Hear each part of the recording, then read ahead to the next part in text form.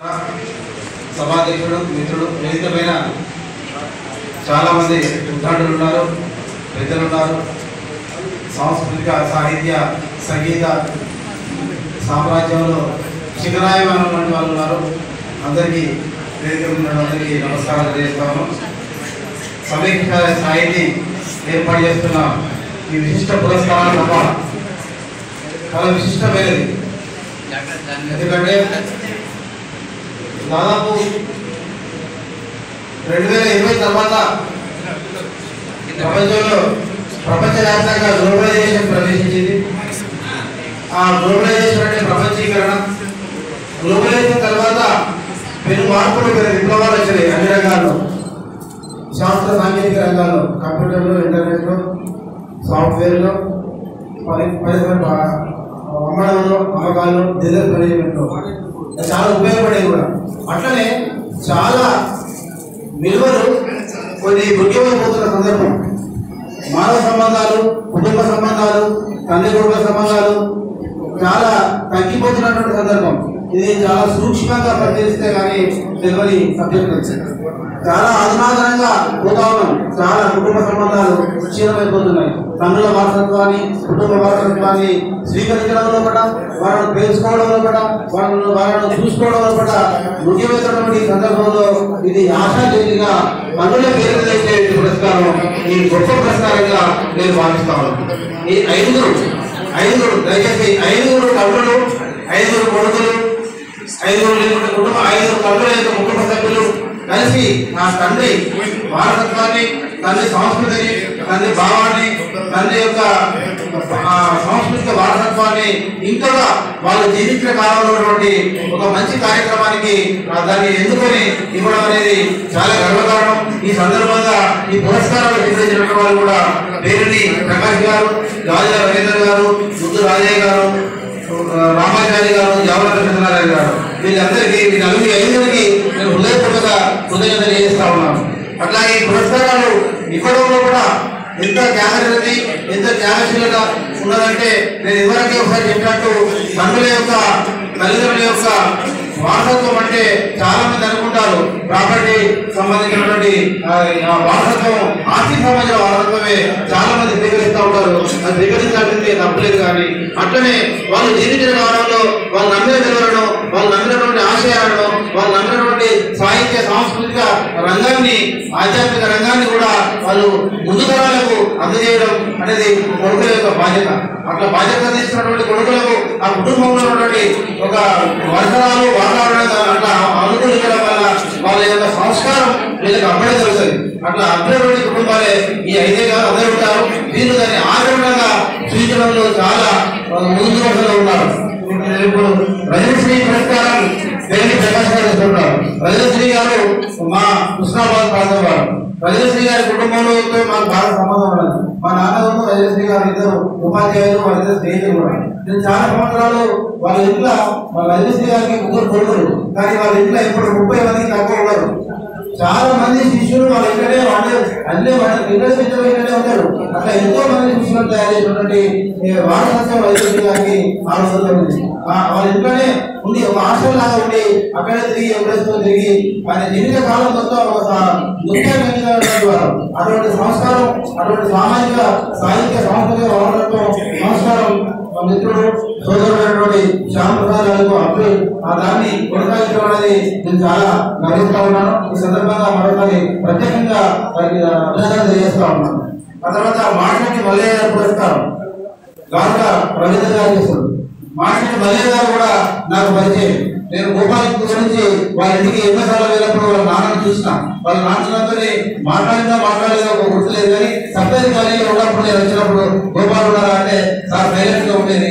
వారు ఒక నిబంధన ఉపాధ్యాయుడిగా నా గుర్తింపు. వారి ఒక పురస్కారం ఇద్దరు రాజుల అందరికీ ఇవ్వడం చాలా అద్భుతమైనటువంటి విషయం. ఎందుకంటే రాజు రవీందర్ ఒక మామూలుగా కవి రచయిత ఉపాధ్యాయుడు కాదు. నిరంతరం పాఠ్య పుస్తకాలు ఏం రాయాలి, విద్యార్థులకు ఏం చెప్పాలనే తపన కలవాడు.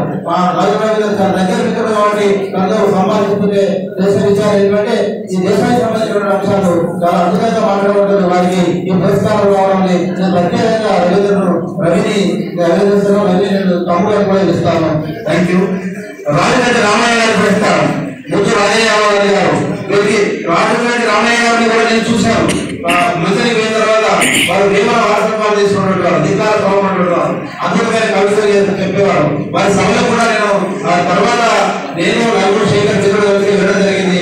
అప్పుడు గజాన స్థానంలో వాళ్ళని చూసడం జరిగింది. వారి పురస్కారాన్ని ముందు రాజయ్య అవగాహన గారు తీసుకోవడం అనేది చాలా ఉదాహరణ, చాలా సంతోషం అనిపిస్తా ఉన్నారు నాకు.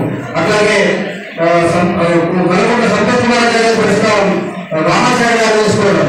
రామాచార్య గారి గురించి ఎవరికి అందరికీ తెలుసుకోవాలి. ఇందాక ఇప్పుడు నజీమాడు నాకు కూడా రామాచార్య గారి గురించి తెలుసు. నేను ఉండే అపార్ట్మెంట్ లో నాకు అటుపక్క ఇటుపక్క సంగీతం తెలుసుకునే వాళ్ళు ఉంటారు. అయితే వాళ్ళ మాటల వల్ల సంభాషణ వల్ల సంగీతం గురించి నాకు ఇప్పుడు తెలియదు. కానీ రామాచార్య దగ్గర జరిగింది, రామాచార్య దగ్గర తెలుసుకుంటాను అని చాలా గర్వంగా చెప్పడం విన్నాను. ఇంకా రామాచార్య అంటే హైదరాబాద్ సెంట్రల్ యూనివర్సిటీలో సీట్ వచ్చింది, నాకు పిహెచ్డీ సీట్ వచ్చింది గర్వంగా చెప్పడం మాట్లాడుకోవడం నేను విన్నా.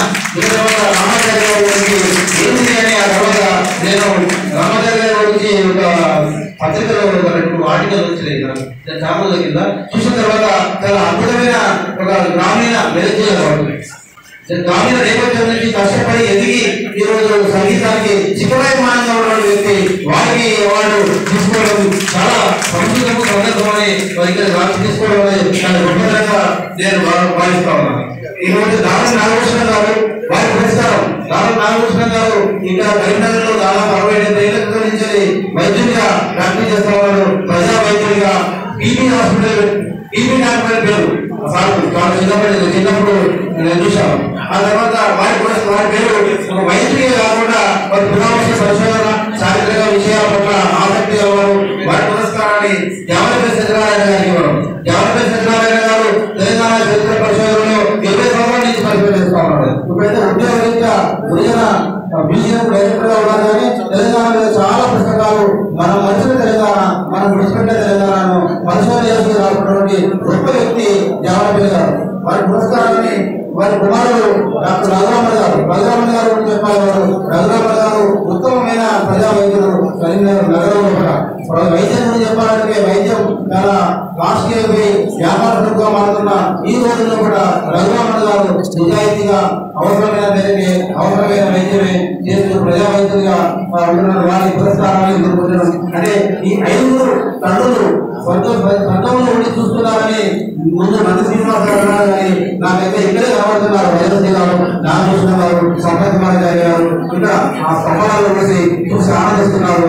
వాళ్ళ ఆనందానికి ఒకసారి వాళ్ళు ఇక్కడ వాళ్ళు నివసించే సమాజంలో వాళ్ళ మార్పుగా ప్రతి సంవత్సరం వాళ్ళు గుర్తు చేసుకోవడం, ప్రతి సంవత్సరం వాళ్ళ పేరు మీద ఒక ఉత్సవం చేసుకోవడం అనేది చాలా సందర్భం. ఇది జరిగి సూచిస్తుందంటే ఈ తరతరానికి సంప్రదాయం పాస్ కావడం, పరంపరగా కొనసాగడం అనేది వాళ్ళ గురించి చెప్పడం, తర్వాత వీళ్ళ గురించి చెప్పడం అనేది నేను పొందినప్పుడు ఒక విషయం చెప్పాను. ఈ 2 బాధ్యతలను మిత్రులు కేఎస్ అనంతాచార్యులు మాట్లాడి గొప్పేసుకుంటారు. వీళ్ళు ఇద్దరు తీసుకుని ఒక్కొక్కసారి 1 నెల రోజుల ముందే కార్యక్రమం తీసుకొని వీళ్ళ గురించి వాళ్ళ గురించి ఒక బుక్లెట్ వేయాల్సిన అవసరం ఉందని నేను సందర్భంగా తెలియజేస్తాను. ఎందుకంటే ఆ బుక్లెట్ వేయడంలో చరిత్ర ఒక పుస్తకంగా రికార్డ్ అవుతుంది. పాత వాళ్ళతో సహా కొత్త వాళ్ళు తీసుకోవచ్చు.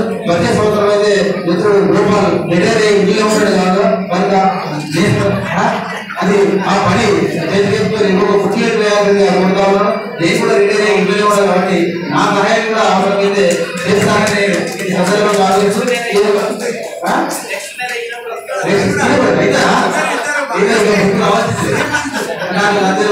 చాలా సంతోషం. ఇలాంటి కనుల వారసత్వాన్ని ఒక పరంపరను ఒక సాంస్కృతిక సహజీవ విషయాలను మనం ముందు తరాలకు అందించడం ఒక సామాజిక అవసరం.